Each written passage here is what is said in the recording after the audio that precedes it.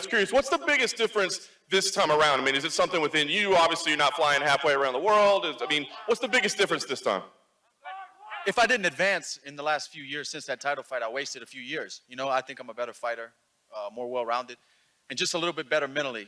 You know, in that fight with Khabib, when I got up and exposed my neck, maybe losing the round and taking that a little bit slower instead of losing the fight would have been a smarter decision. You know, just be smarter in my movements. I got a lot of experience, and that was another huge learning moment for me to put these, these fights together. There's so much going on at all times in there, and small mistakes, small slip-ups like that can be detrimental.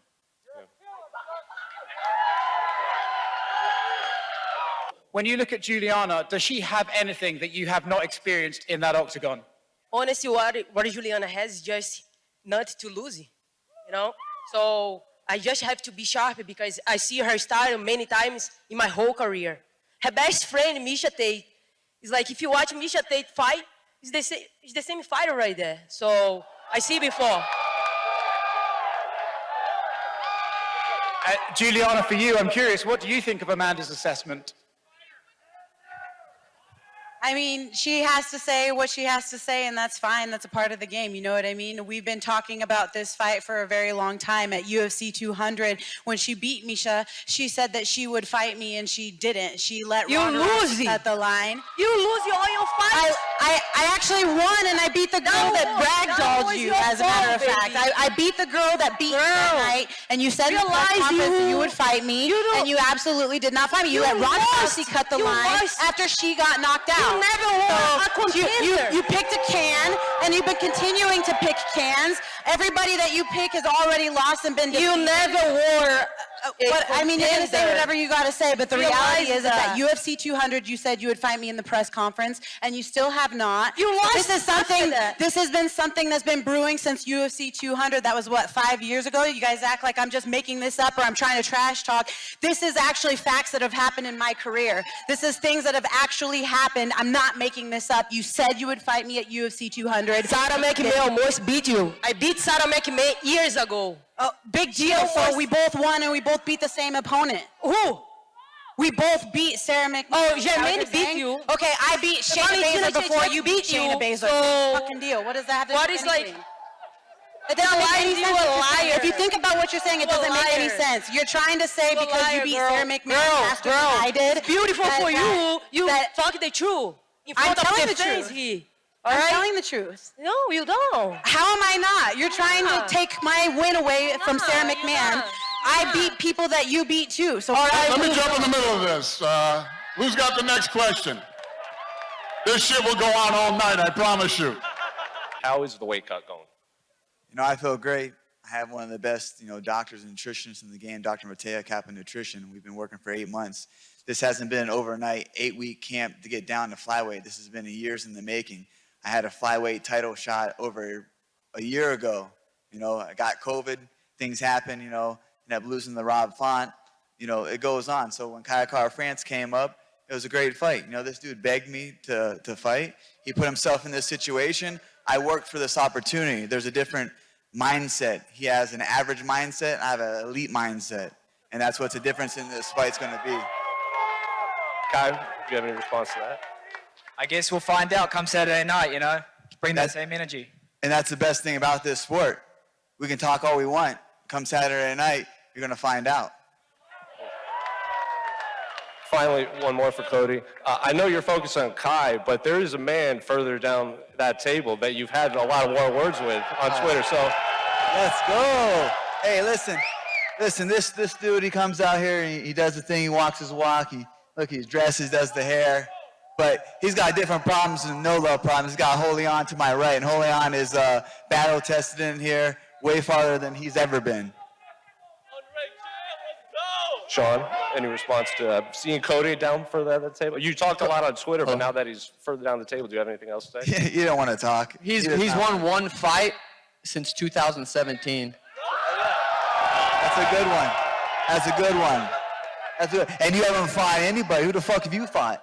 You've won one fight. But listen, I can't be mad at this kid. Look, I can't be mad at this kid. He understands when he jumps up in competition, his hype goes away, his money goes away, his little sponsors go away. Because he get his ass for that fight. Straight up. Why'd you go down to 25? I thought I'll weigh in tomorrow at 25 and fight you at 35 and still kick your ass. That's how stupid you are. Why would you do that? Easy. It's your easy work. But I'm not worried about you. I'm focused on Kaya Sound a little worried. You should be. Can adults speak? Can I speak? You got Raulian. You sound a little worried. I sound what? A little worried? About what? Me? A fucking clown sitting to my left? Bro, I'll eat your hair like let's cotton just candy. square up a little bit. I'll eat you like cotton candy. Square up Look and like. just, Dana, can me and Cody square up just for the future? Please, let's do it. We're doing it right now. Square up.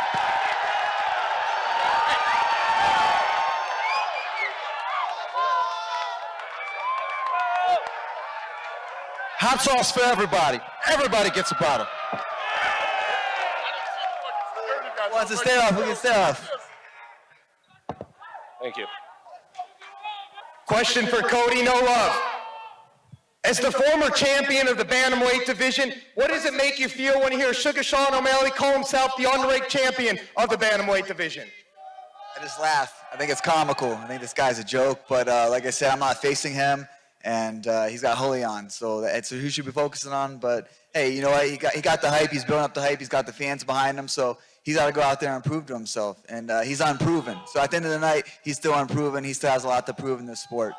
Final question for Dana White. Obviously, you got the best broadcast team in the world, but yesterday, Dominic Cruz called out DC's commentating, him being prepared. Do you have any comments about that?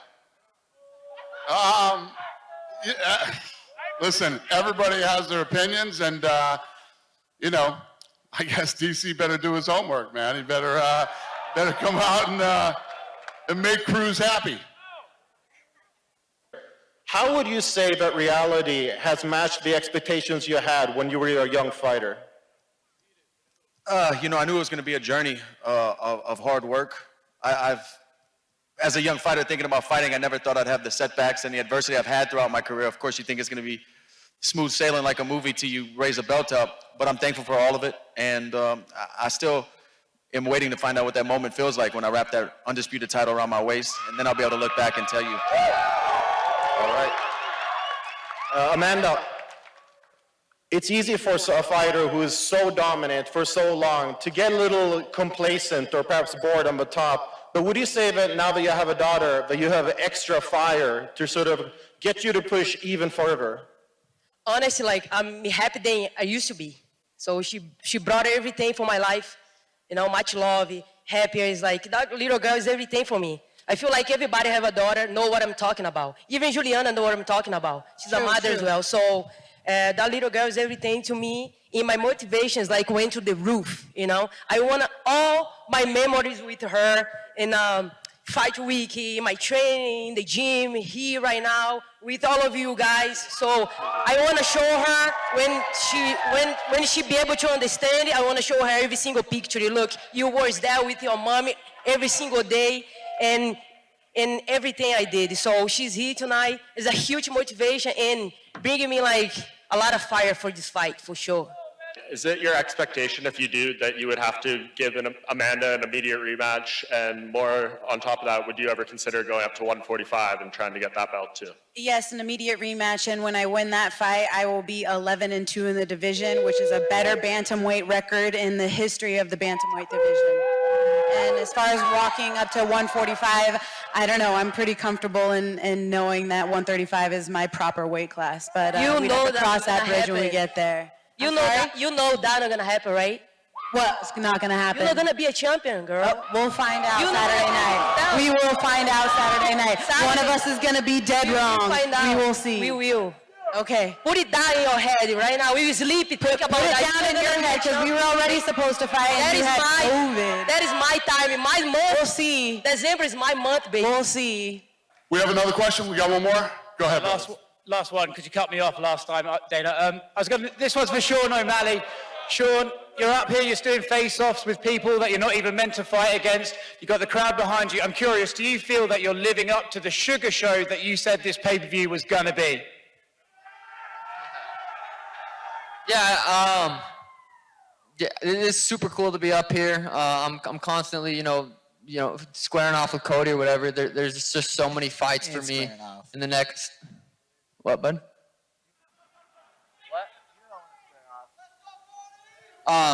Cody's one fight away from the commentary booth next to Dominic Cruz, so I don't know what the fuck he's talking about. He's still done more than what you're ever gonna do in this career. You're never gonna amount to nothing. Trust me. Once you lose again, get carried out on another stretcher, you're gonna find out where you're gonna be at. Where you're gonna be at. Where are you gonna be at? Exactly. I don't even know what your question was. I feel like you answered it. There we go.